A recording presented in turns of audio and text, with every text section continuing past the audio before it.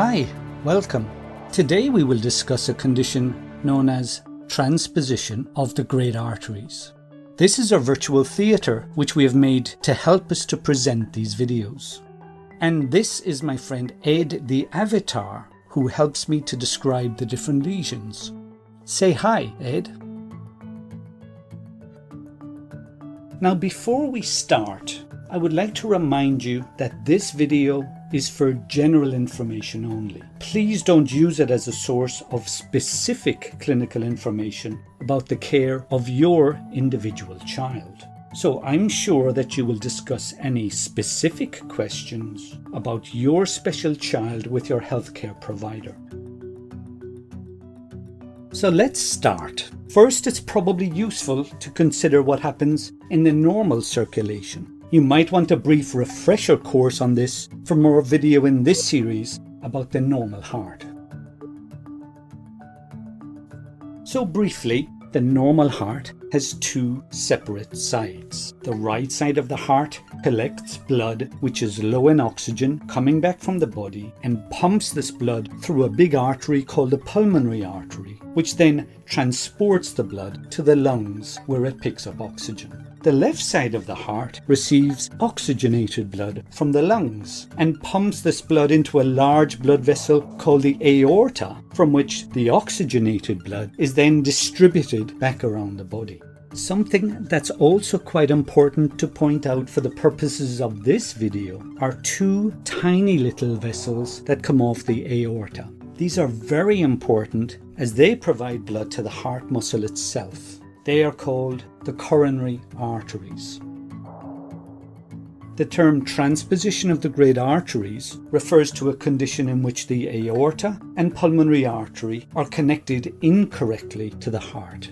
In other words, the aorta, instead of coming off the left ventricle, comes off the right, and the pulmonary artery, instead of coming off the right ventricle, comes off the left. In some patients, transposition can occur as part of a much more complex condition, but we won't consider these today. We will only consider where transposition occurs as the only abnormality or when it occurs in association with a ventricular septal defect or VSD. So let's now look at the circulation of blood in a patient with transposition. The blood, which is low in oxygen, comes back from the body and enters the right side of the heart. It's then pumped out of the right side of the heart into the abnormally connected aorta, so that it is then distributed around the body again, but it hasn't had a chance to pick up any oxygen in the lungs. On the other hand, on the left side of the heart, the oxygenated blood, which is returning from the lungs, just goes out through the pulmonary arteries back to the lungs again. I'm sure that you can imagine that a baby cannot survive for very long with the condition as I've described, as there's no way to get oxygen to the tissues of the body. But thankfully survival is possible because of a communication within the heart called an atrial septal defect. And this allows some oxygenated blood to enter the right side of the heart to be transported around the body. And this mechanism is enhanced by another communication between the aorta and the pulmonary artery, the ductus arteriosus. And sometimes we can detect this condition on an antenatal ultrasound before the baby's even born. And this allows us to transfer mom and baby together before baby's born to a maternity hospital near to a pediatric heart center so that we can act immediately if a baby deteriorates after birth. So when a baby is born with transposition, he or she is often placed on a medication called prostaglandin. This keeps the ductus arteriosus open. If the atrial septal defect is too small to allow mixing, the cardiologist will perform a procedure to increase its size, and this procedure is called a balloon atrial septostomy. The cardiologist passes a small catheter or tube into the heart and across the small atrial septal defect. A balloon at the tip of the catheter is then inflated and drawn across the atrial septal defect, enlarging it and allowing better mixing.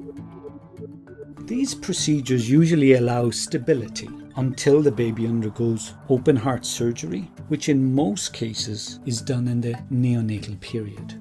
During the surgery, which is performed using heart-lung bypass, the surgeon detaches the abnormally placed pulmonary artery and aorta from the heart. She has to detach the coronary arteries separately. Then the coronary arteries are moved to the aorta in its new position. The aorta and pulmonary arteries are then switched around so that they connect to the proper ventricles. The atrial septal defect, and if present a ventricular septal defect, will be repaired during the same operation.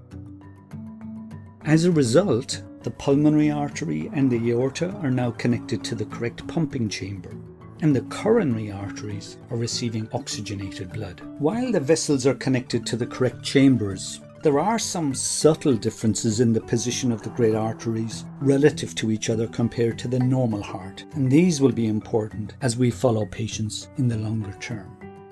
And we recommend lifelong care for all patients after this procedure, and this is truly one of the miracles of modern medicine. We hope that you found this video informative, and thank you for your attention.